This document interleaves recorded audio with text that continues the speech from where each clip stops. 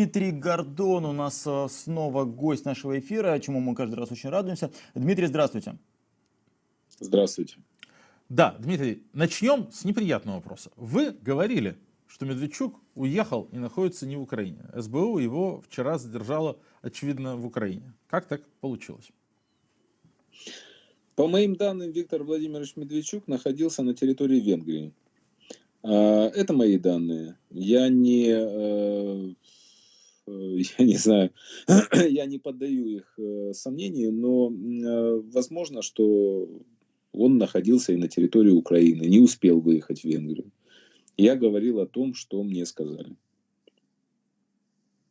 Теперь, что касается опроса, который мы проводили в эфире, аудитория канала «Популярная политика», 80% наших зрителей считают, что весьма вероятно осуществление терактов на территории России, которые будут списываться на провокации украинской армии или СБУ и будут легитимизировать еще большее насилие. Что вы об этом думаете? Говорят ли об этом в Украине? Какое к этому отношение? Вы знаете, есть поговорка: человек, у которого локти в крови, или по локти в крови, вот так точнее, по шее в крови, говорят. Вот Владимир Путин стоит в крови, и над ним еще целая бездна крови, он там где-то на дне. Этот человек не остановится ни перед чем.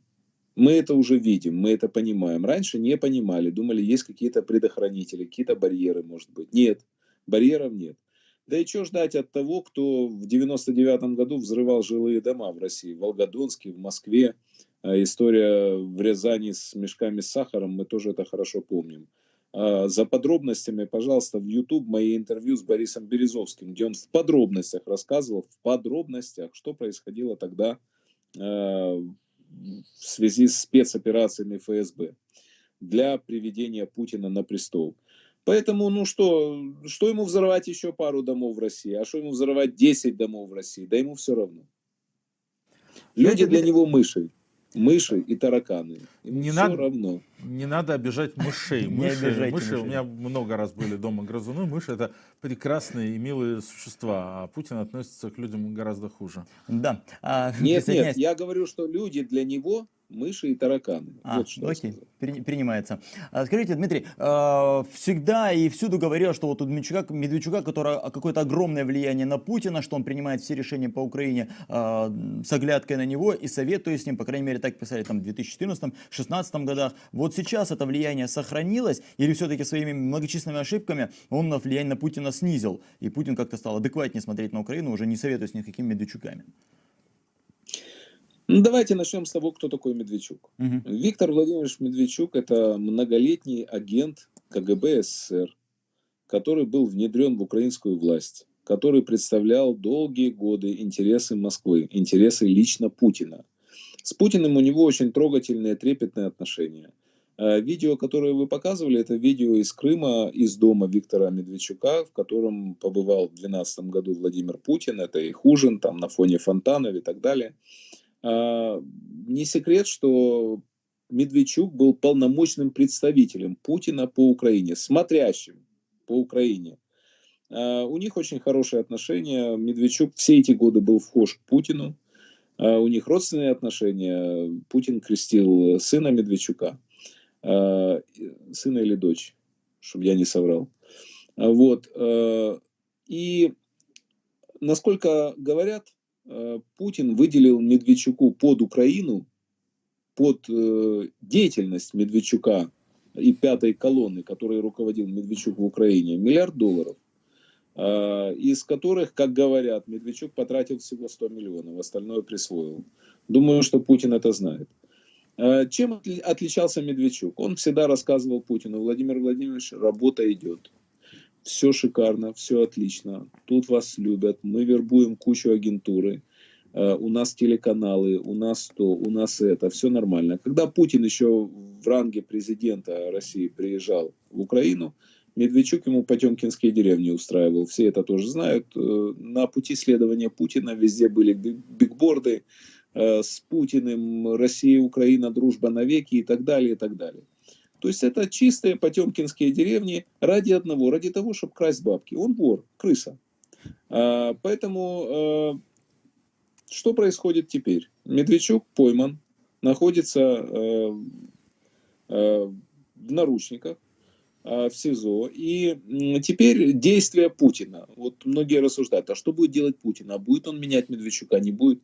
Не будет. Пока. Посмотрит за поведением Медведчука для начала. Стоякова он себя будет вести или не Стоякова? Конечно, Путин понимает, что весь мир смотрит. Угу. Медведчук кум Путина, друг Путина. Будет ли Путин впрягаться за своих друзей?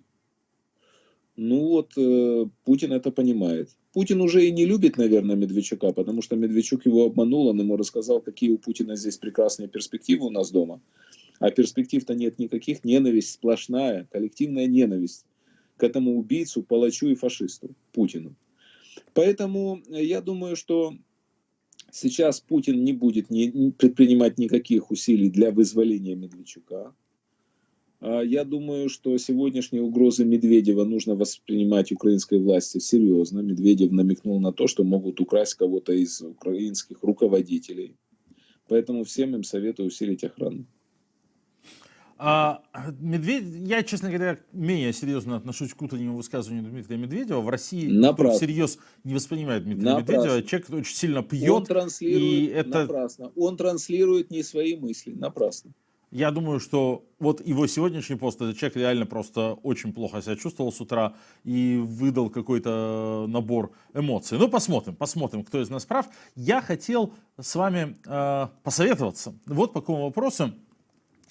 У нас в самом начале эфира самый часто Мы к вам задаваемый вопрос... пришли вот по какому вопросу. Да, у нас был самый часто задаваемый вопрос у наших зрителей. Просили нас прокомментировать вчерашнее интервью Алексея Арестовича Любови Соболь, где он в частности сказал: Украине будет плохо, если в России к власти придет Алексей Навальный, если власть сменится, потому что не будут воровать, потому что Россия станет сильнее, а сильная Россия обязательно предпримет какую-то новую попытку реванша и так далее, и так далее. Это перекликается отчасти тем, что вы сказали, и о том, о чем мы говорили. Да? Реально огромные деньги на агентурную работу и создание в Украине пятой колонны были разворованы, и слава богу, потому что, да, благодаря этому никакой пятой колонны они построить не смогли. И на армию российскую деньги были тоже разворованы. И на армию тоже были разворованы. Вот в этом смысле хочется услышать вашу обратную связь и вашу оценку тому, что сказал Арестович. Давайте, не вступая в полемику с Алексеем Арестовичем, я вам выскажу свою точку зрения. К Алексею Навальному я относился по-разному, в разное время. Значит, для меня долгое время он был русским националистом, такого национал-социалистического толка. Мне не нравились его высказывания в стиле «Общество память», если помните, такое было. Мне не нравилось то, что он не считал Крым украинским. Мне не нравилось вообще, может быть, что-то в его поведении даже. Но когда он, будучи отравленным, еле выжил, был доставлен в Германию, и там мог остаться запросто, его немцы приглашали остаться, и на его месте там осталось бы 999,999 тысячных людей, Навальный выбрал другой путь. Будучи отравленным и выжившим, он из этого капиталистического рая вернулся в этот Мордор и сел. И поэтому для меня он однозначный герой. Герой. Это второе. Третье. Я не очень-то верю, что он станет президентом России. Не очень верю. Но если он станет президентом России, я думаю, что у него не будет другого шанса, кроме как демилитаризировать, денацифицировать Россию, вернуть Украине все награбленное и попытаться сделать из России страну с человеческим лицом. Вот моя точка зрения. Я, кстати, абсолютно с вами согласен. Я помню, что в прошлый раз, когда Дмитрий Гордон включался к нам в эфир, мы прямо поспорили, а в этот раз я совершенно согласен. Я думаю, что, например, там, кто бы ни стал следующим президентом России после Владимира Путина.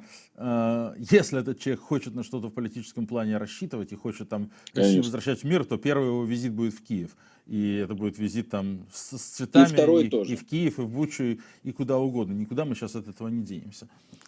Скажите, пожалуйста, Дмитрий, по поводу все-таки Медведчука, вот интересует такой вопрос.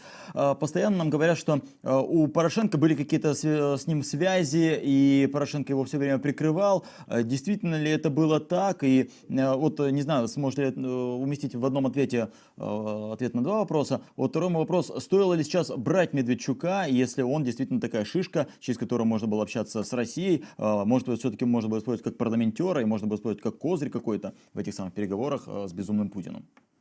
Порошенко, безусловно, использовал Медведчука как связь с Россией.